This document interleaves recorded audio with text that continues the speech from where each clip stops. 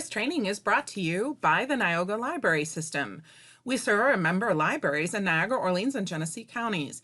Please visit your local library homepage and use your library card to get access to streaming videos, downloadable music, audiobooks, ebooks, and even more from the comfort of your own home.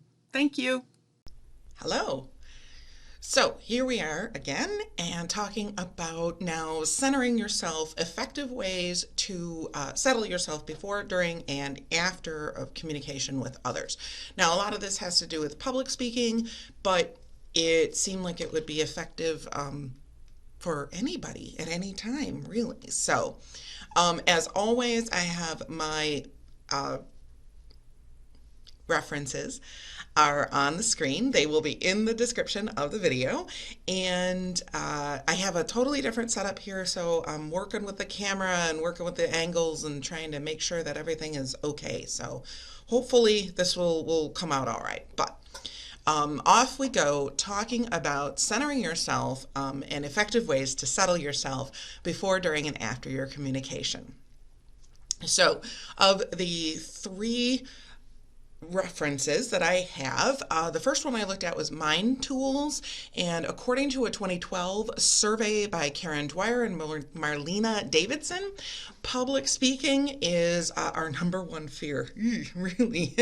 If, like many people, the prospect of speaking in front of an audience is your worst nightmare, you're probably terrified. There are all sorts of occasions when our nerves can get the better of us, and feelings of anxiety, you get a rapid heartbeat, shortness of breath. Now remember that shortness of breath, because almost all centering focuses on how you breathe. Okay, so shortness of breath, sweating, lightheadedness, these are normal things in the situation, but they're ultimately controllable. Okay, and you can practice with them and actually get better so it doesn't happen as badly. Okay, so that's good. It's all good.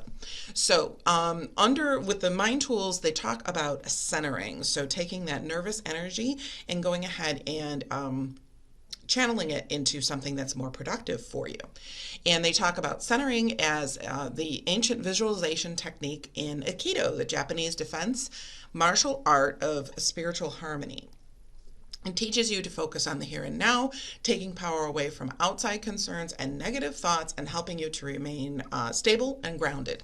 Aikido trains your mind to control your body's reactions using the concept of ki. I hope I'm pronouncing that right. If I'm wrong, I apologize. This holds that all physical and mental power comes from the flow of the energy around your body. Energy is lost when you are tense or stressed, but centering redirects the negative energy in a beneficial way. Think back to a time when you were feeling stressed or afraid. What physical reactions did you experience? Tense muscles, rapid breathing, sweating palms, racing heart, all common reactions like we just talked about. Now imagine that all these feelings are the result of energy flowing through your body. Centering uses your mind to redirect this energy to the center of your body, giving you a sense of inner calm. The Mind Tools team continues on when centering is useful. You can use centering to improve your focus and manage stress before speech, a musical recital, exam, a job interview, negotiation, or sporting event, whenever you need a clear head in difficult circumstances.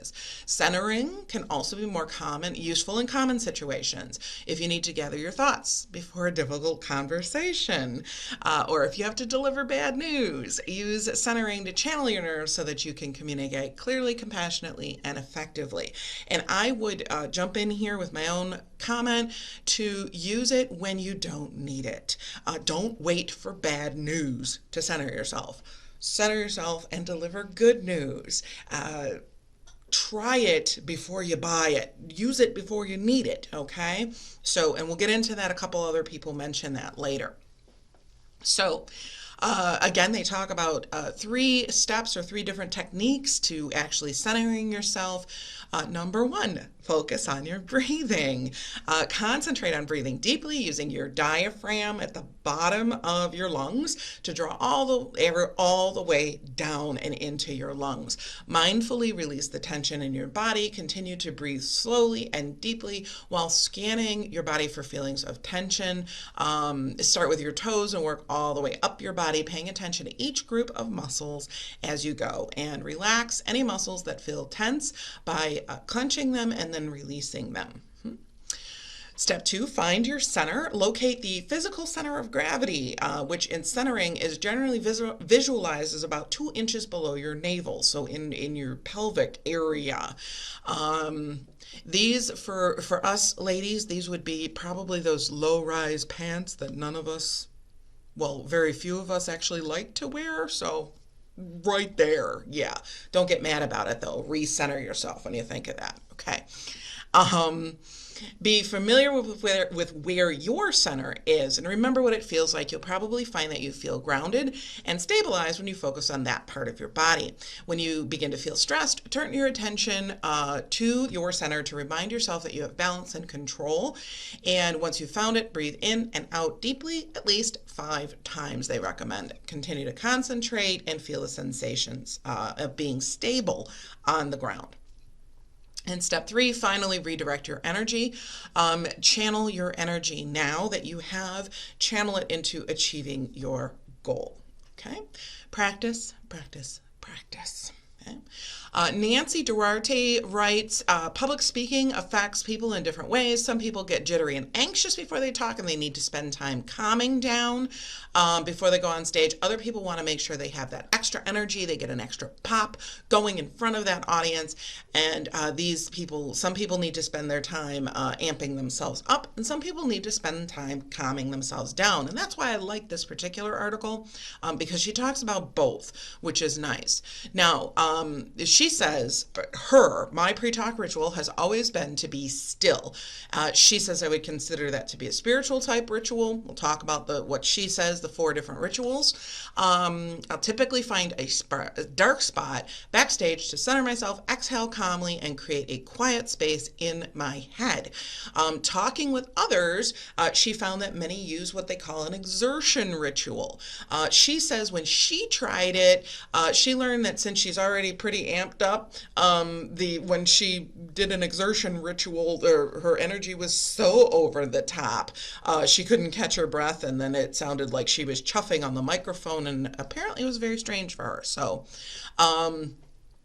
amping up and calming down, you can do either, right? And so again, she discusses 4 different types of pre-talk rituals to be used based on your personality and your public speaking experience, your speaking experience.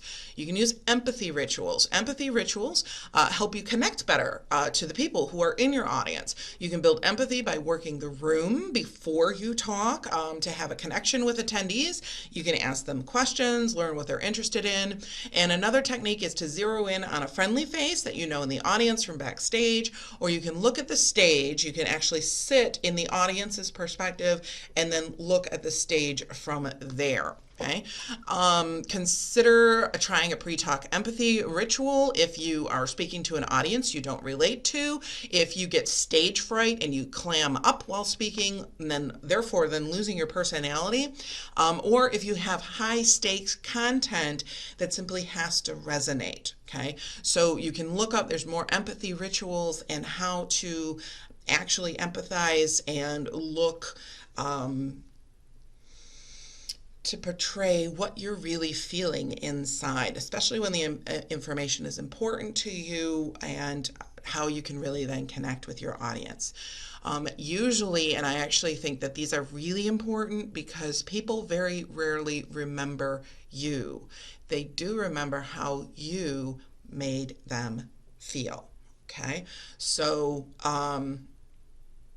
really important. Okay, you can use exertion rituals. An exertion ritual before a talk is just what it sounds like. You do jumping jacks, you do move around to get your heart moving, you feel in touch with your body, and you boost your energy levels. Okay.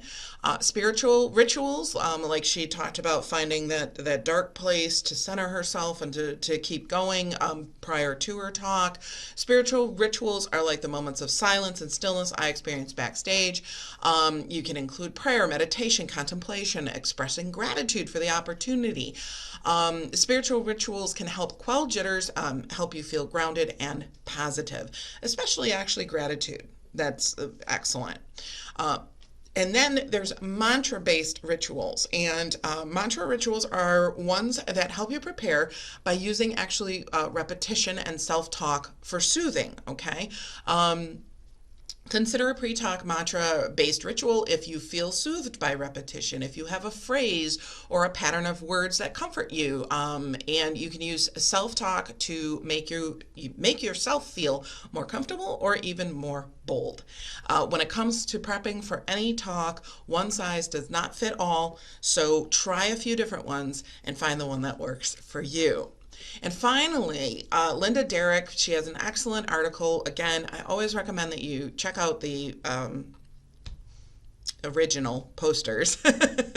But real quick, because I know I'm running a little long here, 4 ideas she mentions are to adopt postures that make you feel steady, grounded, open-hearted, and expanded.